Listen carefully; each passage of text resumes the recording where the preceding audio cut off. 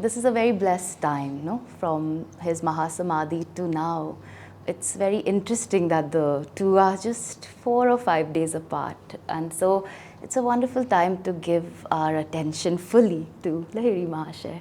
Maybe we have different times of the years, we tune into different gurus. But this may be the time to befriend Lahiri Mahasaya and see. And maybe some of you already came here with a connection to Lahiri Mahasaya, and that was why you came. You saw what a beautiful face and then came. Or Kriya Yoga, what is this? I must learn it. Or maybe some of you came for Master, for Yogananda, and who is Lahiri Mahasaya? Actually, let me make friends with him, And it's very important for us to tune into each of them, and especially at these times. So I wanted to suggest over today and tomorrow, especially when you have your meditation, and if you can take time later today, read again from this book, if you haven't already, the chapters on Lahiri Mahasaya. And today in the Satsang, I was thinking, because I was reading a little bit yesterday, and our topic that if you would have seen, our topic for today is Kriya is the solution, with an exclamation mark there, And we all know Lahiri Mahasaya told, he would say to all disciples who would come to him, solve all your problems through Kriya Yoga. So you can just imagine Lahiri Mahasaya sitting there and people coming with all kinds of problems, all kinds of tension, and he would say, Kriya Yoga, just very sweetly, but Kriya Yoga, that's the answer. Master followed that a little bit. We have stories of Yogananda ji in the US where people would come to him with all kinds of, intellectual this and that, and he would say, love God, very strongly, love God. And so you can imagine Lahiri Mahasaya saying, but with sweetness, Kriya Yoga. Sri Yukteswar ji tells us that Lahiri Mahasaya was very sweet, and Bharat is going to talk more. He was the divine kitten, but he was very sweet. Sri Yukteswar says, very opposite to me. He was very strict, disciplinarian. That's why he had very few. But Lahiri Mahasaya was welcoming of all the, delusions, you might say. He understood, and he would make them feel like it's okay, You can do it. You can also practice Kriya Yoga. You can also make it. So, about that going in, I was reading, the chapter of Lahiri Mahasaya, how he met Babaji in the chapter, beautiful chapter, Materializing a Palace in the Himalayas. And so when I read that chapter yesterday, I thought, oh my God, there are so many lessons right there on this point of solve all your problems through Kriya. So I thought, let's just go through a few of those.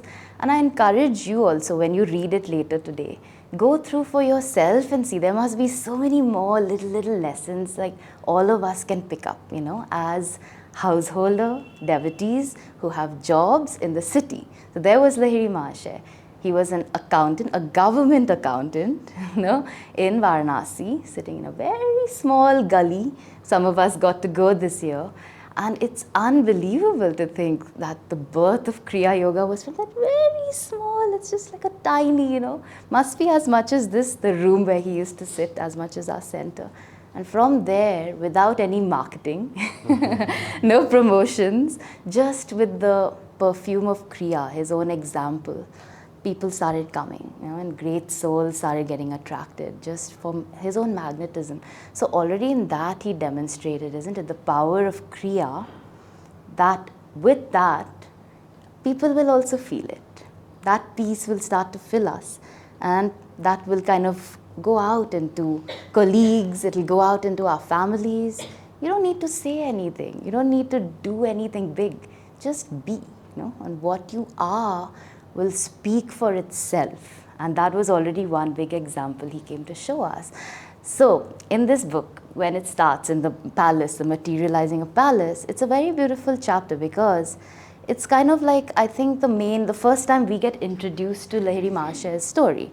There must be other books, but in Autobiography of a Yogi, we don't hear much of his life before Babaji. We hear a lot more after, and even from his wife, Kashi Moni, tells us stories of him and his greatness. But even that itself, he goes to Ranikhet because he gets a change in post. And he just says, I was roaming in the Himalayas there, and, because his duties weren't so much. we can already imagine, we are in Chandigarh, all of us here, and I'm often like, we can see the Himalayas, sometimes if it's a clear day, and I keep telling him, let's just drive and go, why are we here in the city? That feeling of, you're just out there. And he said that he had heard that many saints kind of are in these hills, and he had the desire to meet them. And so he would just roam in the hills of Ranikhet. And until one day, finally, he heard his name coming from a cave somewhere. And so he goes, follows that call, and who it was, but it was Babaji. But it's interesting. He didn't instantly say, oh, Babaji, wonderful. Oh, he didn't know. He just said, what a beautiful face, what a beautiful person. But he didn't remember. And then if you remember what he told Babaji, okay, I must be going now because it's getting dark. I have to go back to my office. And Babaji had to tell him the office was made for man, not man for the office. And he had to remind him. So for all of us, that's one lesson, I thought. Tomorrow, Babaji may come. Will we recognize him? Or will we say, no, wait, I have to do this is left. No, I have my to-do list at my computer. Wait. Or will we be able to recognize? No? Will we be able to prepare ourselves? That's also something Lahiri Mahasaya told us, that prepare yourself always. Any moment God may call you, and you'll have to drop everything. So make friends with the beloved now. Because when that time comes, you don't want to be holding on to anything. No? So that's one example I saw there. And then, of course, Babaji blessed him, and he recognized, and he, oh my God, my beloved Guru, I have been with you for so many lifetimes. And then he remembered his cave, which he had spent many years in his previous incarnation there. And the same thing, Babaji had kept it clean, right? And made his place, prepared it. He'd been watching over him. He told him since he was small, he had been watching him meditate in the sand. There's one nice little thing he shares of his childhood, where he buried himself in the sand and he meditated. Babaji said, I was watching you from your womb. I was watching you when you were as a boy. I was watching you till even when you got married, when you got into your government accountant position. All that is from me. And now I have brought you here because your time is right. And so he spends few days with his guru there in the Himalayas. No? And it's interesting to think, imagine that happens to all of us. I imagine all of us will be like, that's it. Finished. This is the rest of it now. I'm not going back. No, what is there to go back? And so Lahiri Mahasaya probably thought also, okay, this is it. For the next so many days, this is where I'm going to be. But he spent, as he shares, 7 days in Samadhi. Babaji blessed him. He went into Nirvikalpa Samadhi. He came out of that. He touched Babaji's feet. And what does Babaji tell him? And he says, please allow me to be here in this sanctified hills, and let me be here with your band of disciples. And Babaji says, your stage is different this time. You need to play a role. You need to go back to the city. You need to give an example of being a householder devotee. There's a reason you're already married and come here. You already have a job. You have responsibilities. But you need to go and show the example of how to be a Kriya yogi in daily life, is basically another way we can put it. And he also said there are many cries I can hear from souls there in the cities, and they need this. And that was all of us, I think, also. No? And of course, then he shared, give Kriya to all who humbly ask for it. So in that, there's a very beautiful thing one of our acharyas shared, this humbly ask for it.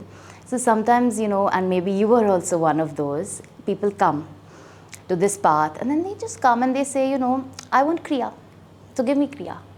And then we say, yeah, you can have, but there's just a little process, that you need to go through. And some people understand right away the value of it. Some people don't get it. After 2 months, they're like, is it now time for Kriya? What about now? Is it time for Kriya? And we have to say, just a little bit more, just a little bit more. And one of our acharyas was sharing very beautifully, the value that comes from that. All of us here have experience, I think, as I'm seeing, everybody has gone through the journey of Kriya. So we know the preparation it does, not only with sitting straight. That itself is a good preparation, how to sit straight and the posture. But what it does is it opens us up suddenly to receiving the power that's coming from the masters. If we just take it as one more technique, then again it's just, one more thing I'm doing. But if we learn to be with that openness, with that receptivity, so it's not just for our Kriya practice then, it's every situation in our life, we learn to humbly ask for help. So we ask for help humbly in our meditation. Be with us, help me meditate. I don't know how to meditate. I don't know how to do Kriya, you tell me. But then, oh, this situation is there, help me in this situation, no? And you open yourself, so it becomes Kriya in every part of our life, meditation in every part of our life. And that was something Lahiri Mahasaya showed also. He was there, especially after he got his pension. It says many more people came because he became accessible. And people would come with their mundane problems, their household problems. He could relate to it. He had done it. He could show it. It wasn't, sitting in the Himalayas and poor you, which he could have done. But it's so much compassion, to just, okay, I've done it. I'll tell you how to go forward. I've been where you've been. And even just that ability, just to humbly ask for help. I thought that was another very important point for us to meditate on constantly through our journey of discipleship as we go in meditation, in our daily lives, whatever situation comes, humbly pray for help, humbly ask to get help. And so on goes, so many stories, right? And so many lessons we can take from just the simple stories of this. But I just wanted to end by reading for you just this part here. So Babaji gives him very beautiful advice, and he says, and you can even close your eyes, you can take these words deeper. So this is after Lahiri Mahasaya implored Babaji, please keep me always near your feet in this sacred wilderness. And Babaji said, embracing Lahiri, your role in this incarnation must be played on an outward stage. Prenatally blessed by many lives of lonely meditation, you must now mingle in the world of men. And then, of course, he shares about you need to go back to the crowded mart, serving as an example of the yogi householder. And this is the part which I thought is exactly related. You have been chosen to bring solace through Kriya Yoga through numerous earnest seekers. The millions who take new heart from you, a householder like themselves. You must guide them to see that the highest yogic attainments are not barred to the family man. Even in the world, the yogi who fully discharges his responsibility without personal motive or attachment treads the sure path of enlightenment. And this is the part of the Kriya Yoga in daily life, which I thought. No necessity compels you to leave the world, for inwardly you have surrendered every tie.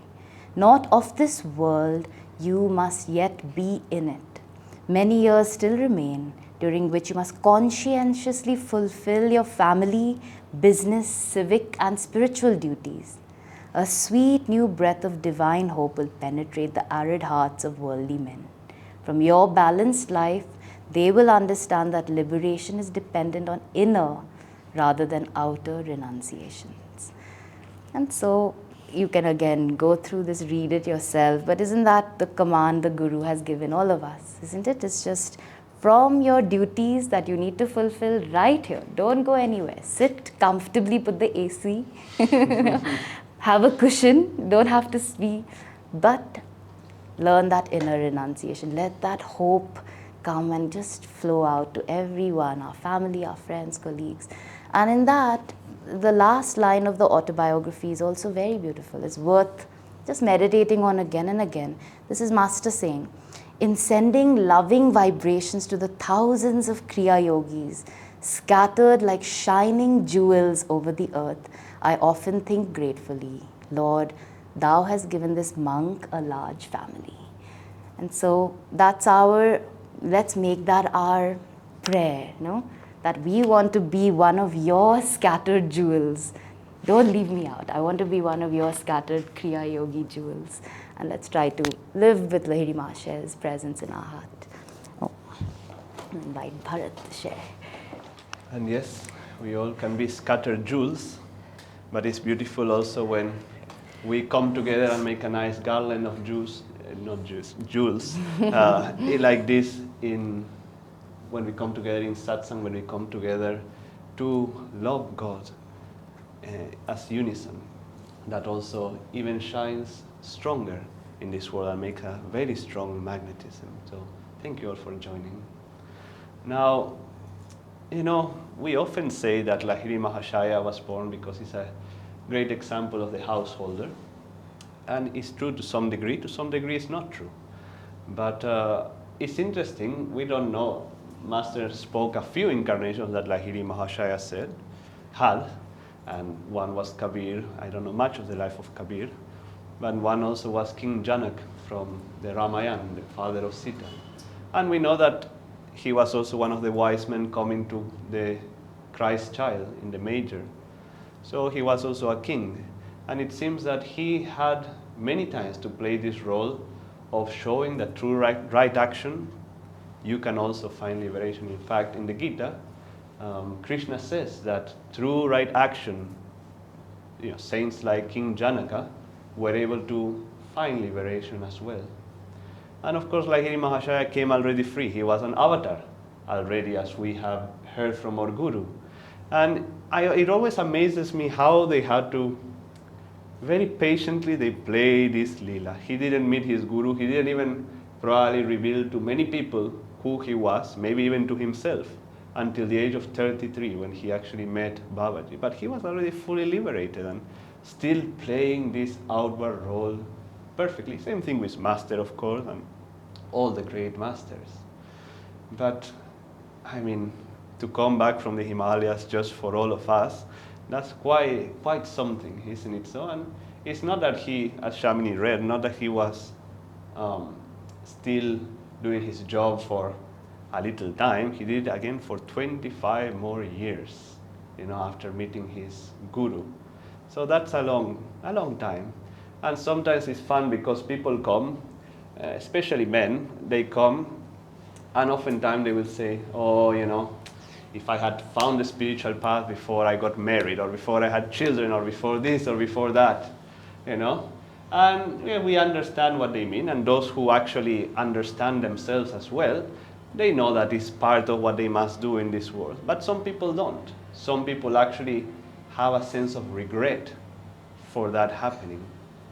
But we have to understand that God has given us exactly what we need for our spiritual evolution. Just like Lahiri Mahasaya was giving his family, his job and all that before meeting his Guru. Because that's what, quote unquote, he needed in order to carry on his mission. Now, why is he not a good example sometimes for us? Is because he was a liberated master, and we all know that fun story that when his wife asked him, listen, we don't have much money. You need to work a little harder to earn money or something.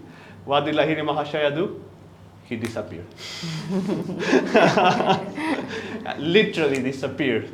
And then he reappeared levitating on the ceiling. Okay, I don't know how many husbands can do that, And then, of course, he told his wife, begged to him, please forgive me, Guruji, I'm sorry, I got caught up in delusion. And he said, how can a nothing like me give money to someone like you? And he said, no worry, one of my disciples eventually will take care of this. And it was so that, one of the disciples helped them financially as well. And yes, we cannot disappear like that, but we can certainly put our faith more in God, that God will take care of the needs as long as we are doing our best effort.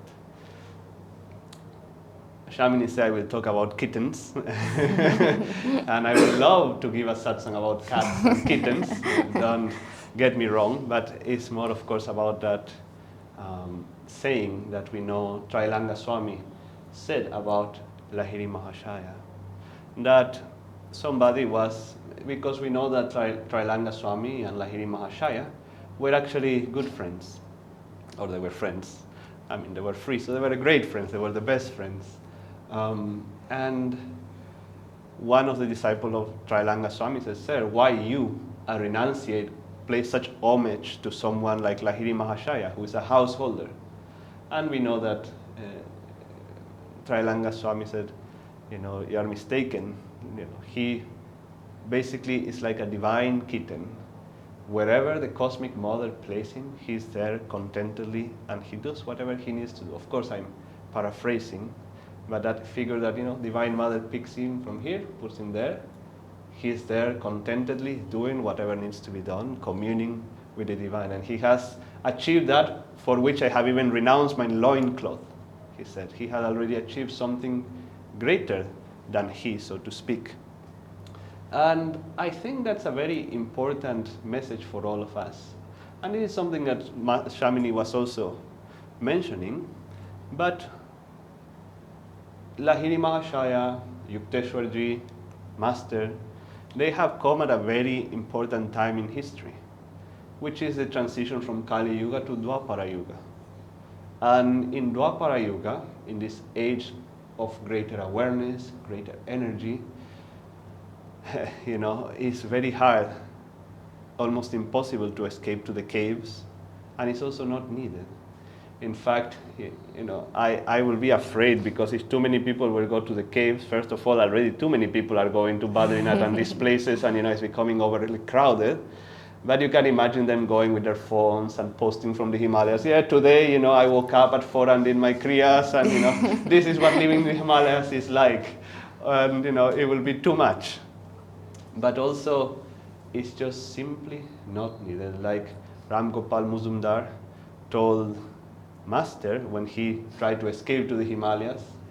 He asked him, do you have a quiet place you can meditate? And Master said, yes, that is your Himalayan cave. And that is something that all of us can do and must do.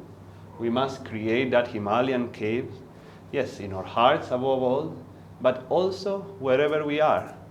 That wherever we are, in our house, we find a little place that we can retire to and commune. Just leave it for communion. Or sometimes if you don't have this, can be your Himalayan cave. You're always welcome to come here and meditate at any time. But to understand that we have come to this world with these circumstances for a reason. And it doesn't help anyone, especially ourselves, to complain about those reasons, or to say, oh, if only I was able to, dedicate myself fully to the spiritual path. Well, you can dedicate fully to the spiritual path. It may not be the same way that someone who has the karma to live in a monastery or to be full-time in Ananda or whatever it may be. It may not look like that, but you can dedicate yourself 100% to the spiritual path, and you should dedicate your life 100% to the spiritual path. And that's the example that really we had to take from Lahiri Mahasaya. This Shamini mentioned it, but I wanted to read it from the autobiography of a yogi because it's just so touching. He says, unknown to society in general, a great spiritual renaissance began to flow from a remote corner of Benares. So, unknown to everyone. Just as the fragrance of flowers cannot be suppressed, so Lahiri Mahasaya, quietly living as an ideal householder, could not hide his innate glory. Slowly from every part of India, the devotee bees sought the divine nectar of the liberated master. But that image, as Shamini was saying, that wherever we are in the office, in the house, traveling in the bus, traveling in a taxi, or anywhere in our meditation room, we are like those divine flowers, just exuding fragrance, fragrance of love for God, fragrance of kindness, fragrance of peace, of calmness. That is, in a way, the legacy of Lahiri Mahasaya that we all can and must follow. Because, yes, it doesn't mean that if your life is stuck in some way or the other, or you are in a circumstance that is really dragging you down, that you should not try to improve those circumstances. Of course, sometimes you must do whatever is in your power to also make the outside world a little better, more beneficial for your spiritual practices. But if we know that we cannot, for whatever reason, just not to go into that complaining victim consciousness. Because if you actually pay attention, if you actually dive deep, and many a times in retrospective, but why wait? You will realize that this is actually a great blessing that Divine Mother has given you, and to understand that it means that Divine Mother is taking great interest in your life, great interest in your spiritual progress, to give you those realities. And us as devotees are job is to really make the best out of it and become saints in the process. Nothing else than that.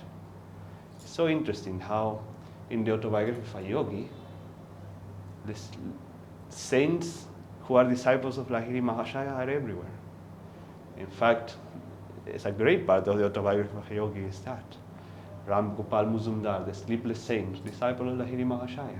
Swami Pranavananda, the saint with two bodies, Lahiri Mahasaya. Keshavananda, Kevalananda, and many others, of course, masters, parents as well, all disciples of Lahiri Mahasaya.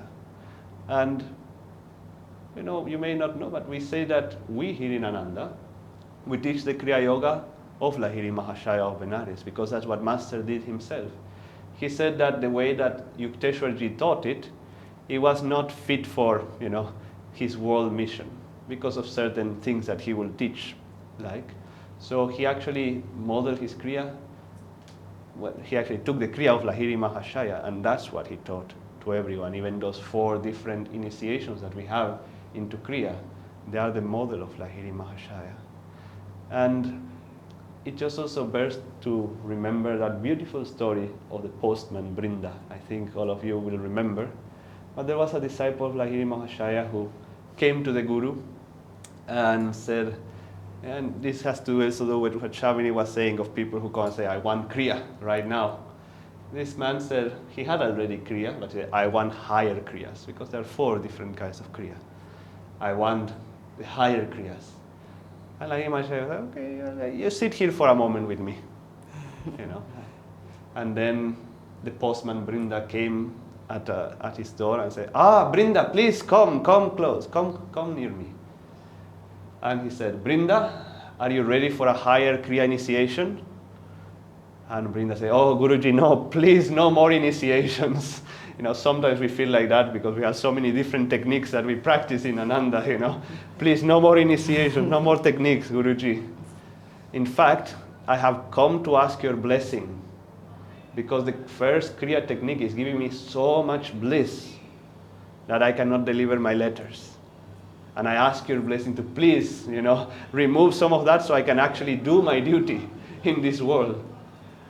And then, of course, the man understood that he was blaming the tools. He's being a poor worksman and blaming the tools instead of his own diving. But to understand that, a postman, people don't think much of people who are delivering mail, but even they can become saints if they follow this path, if they follow the principle of Kriya Yoga and Banat Banjai. That is sort of wherever we are, we just keep going. If Divine Mother puts us somewhere else, we'll keep going somewhere else. But we just keep on going with the help of the Guru, with the help of this great blessing of Kriya, until we achieve it, until we are finally fully realized in that oneness with God and all the masters.